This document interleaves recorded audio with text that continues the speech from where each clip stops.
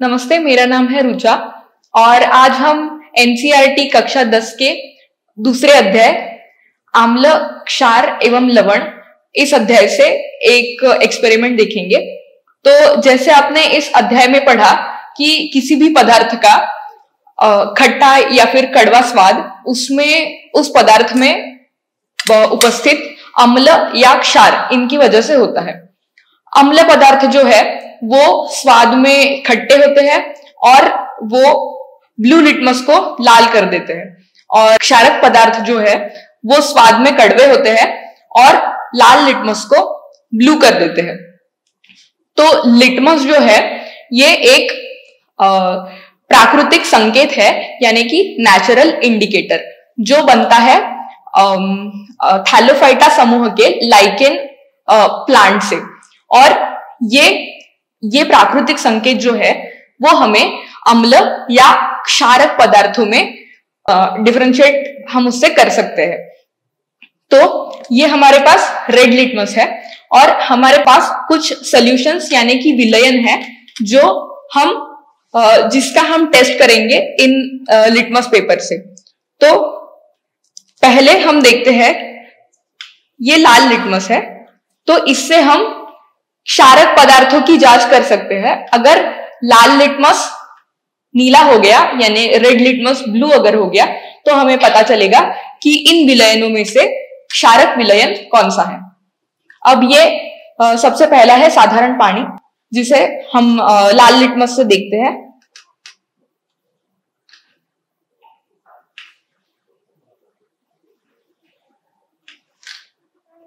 ये देखिए, इस लाल लिटमस का रंग साधारण पानी से बदला नहीं है, तो इसका मतलब है कि ये क्षारक नहीं है।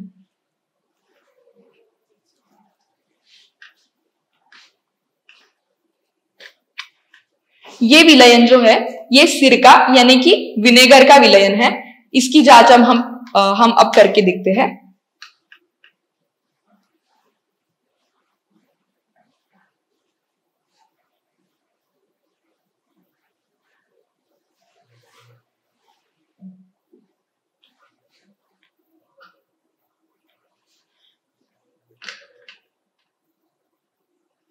ये देखिए, इस सिरका के विलयन से भी लाल लिटमस का रंग बदला नहीं है। इसका मतलब है कि ये भी क्षारक नहीं है।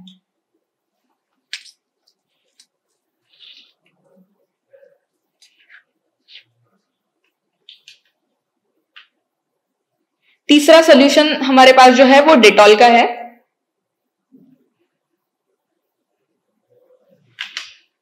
तो जैसे हम इसमें देख सकते हैं कि लाल लिटमस का रंग जो है वो ब्लू हो गया है। इसका मतलब ये डेटॉल का विलयन यानी डेटॉल का सॉल्यूशन जो है वो क्षारक यानी कि बेसिक है। इसके बाद अगला सॉल्यूशन है नींबू का रस। उसमें हम देखते हैं इसको डिप करके।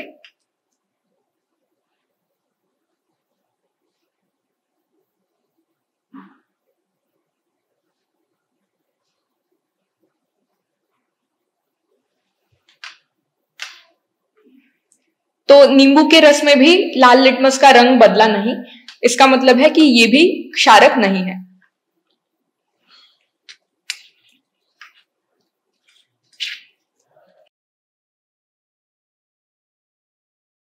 हमारा आखिरी सॉल्यूशन है साबुन का पानी।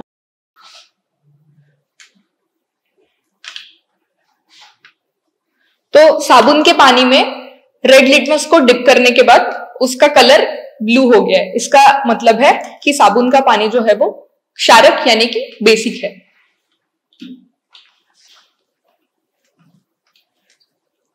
तो हमने पदार्थ के क्षारकता की जांच की लाल लिटमस से। अब हम ब्लू लिटमस से टेस्ट करके देखेंगे। अगर ब्लू लिटमस का कलर चेंज होकर रेड हो रहा है तो इसका मतलब है कि वो पदार्थ अम्ल यानी कि एसिडिक है।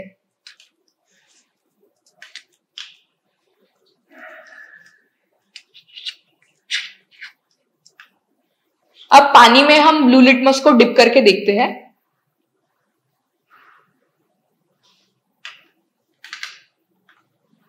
पानी में डिप करने के बाद इसका कलर चेंज नहीं हुआ है, और जब हमने इसमें रेड लिटमस डिप किया था तब उसका भी कलर चेंज नहीं हुआ था।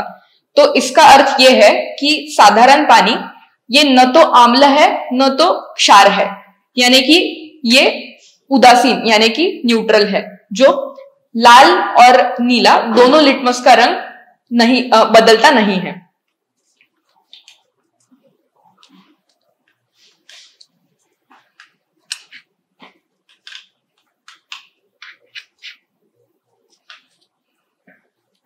ठीक है, सिरका में ब्लू लिटमस को डिप करने के बाद इसका कलर चेंज होके रेड हो गया। इसका अर्थ ये है कि विनेगर यानी कि सिरका जो है वो एक एसिडिक सॉल्यूशन है। इसके आगे डेटॉल का सॉल्यूशन, जिसमें हम ब्लू लिटमस को डिप करके देखेंगे। तो डेटॉल के सॉल्यूशन में ब्लू लिटमस का कलर चेंज नहीं हुआ है, जैसे हमने रेड लिटमस से देखा था कि रेड लिटमस चेंज होके ब्लू हुआ है और ब्लू लिटमस का भी कलर चेंज नहीं हुआ है। तो इसका मतलब है कि डेटॉल का सॉल्यूशन जो है वो क्षारक यानी कि बेसिक है।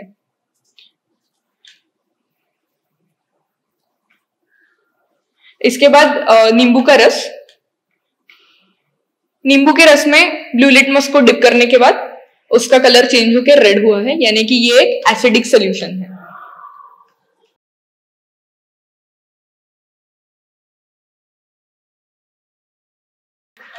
इसके बाद सबसे आखिरी है साबुन का पानी।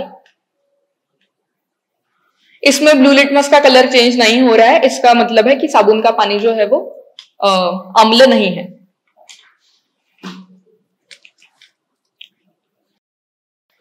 तो इस प्रकार हम रेड और ब्लू लिटमस पेपर से किसी भी पदार्थ के अम्लता या क्षारता की जांच कर सकते हैं। अब अम्लता या ब्लू और रेड लिटमस से हमें यह पता चलेगा कि कोई भी पदार्थ अम्ल है या क्षारक है, किंतु इस अम्लता या क्षारता की तीव्रता जो है वो हम पीएच स्केल से नाप सकते हैं। पीएच स्केल किसी भी विलयन में हाइड्रोजन आयंस की सांद्रता यानी कॉन्सेंट्रेशन को मेजर करता है। तो पीएच स्केल 0 से लेके 14 तक वेरी करता है, और 0 यानी कि अत्यधिक आम्ल और 14 यानी कि अत्यधिक तीव्र, ये उसके वैल्यूज रहते हैं। पीएच स्केल 0 से लेके 14 तक वेरी करता है, जिसमें 0 यानी कि अत्यधिक आम्ल और 14 यानी कि अत्यधिक क्षारक। तो इस किसी भी पदार्थ के पीएच वैल्यू जानने के लिए हम पीएच पेपर यूज करते हैं।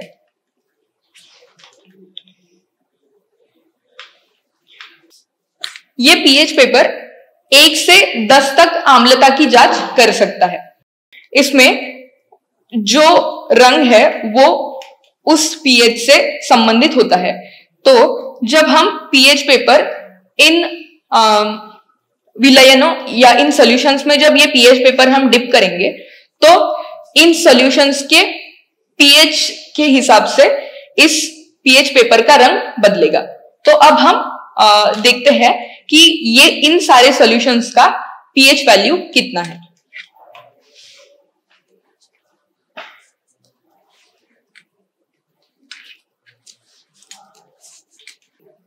तो अब हम पीएच पेपर से देखेंगे कि इन सारे सॉल्यूशंस का पीएच वैल्यू कितना है।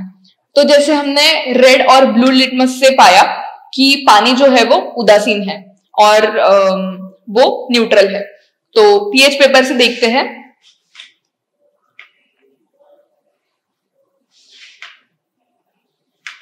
तो पीएच पेपर पानी में डिप करने के बाद उसके रंग में कोई बदलाव नहीं आया है, तो इसका अर्थ यह है कि पानी जो है वो उदासीन है, यानी कि उसका पीएच 7 है।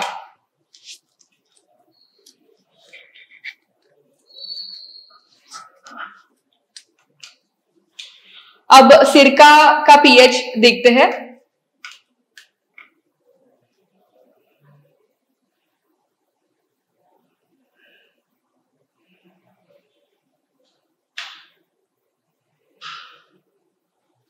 देखिए, अब इस पीएच पेपर का रंग बदल के ऑरेंज हो चुका है। तो इस पीएच स्केल में ये रंग अगर हम मैच करें तो ये पीएच 4, ऑलमोस्ट पीएच 4 के बराबर है। तो इसके आम्लता की जांच हमने रेड और ब्लू लिटमस टेस्ट से की थी। अब इसकी एग्जैक्ट पीएच वैल्यू क्या है वो हमें इस पीएच पेपर से पता चला है।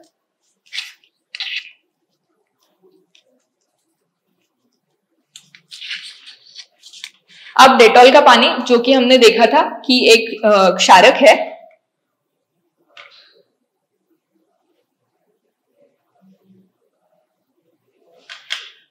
इस पीएच पेपर का रंग अब ग्रीन हो चुका है। तो इस स्केल में जब हम इसे मैच करेंगे तो ये लगभग 8 के बराबर है।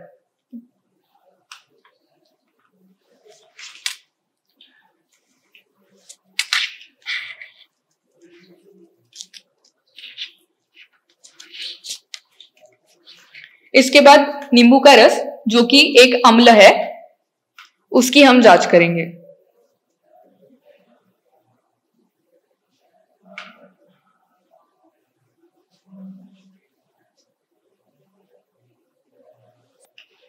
इस पीएच पेपर का रंग बदल के ऑरेंज, जो पहले से थोड़ा गाढ़ा ऑरेंज है, वो हो चुका है। तो ये पीएच 2 के बराबर है। यानी कि इससे हमें पता चला कि नींबू का रस सिरका से ज्यादा एसिडिक है।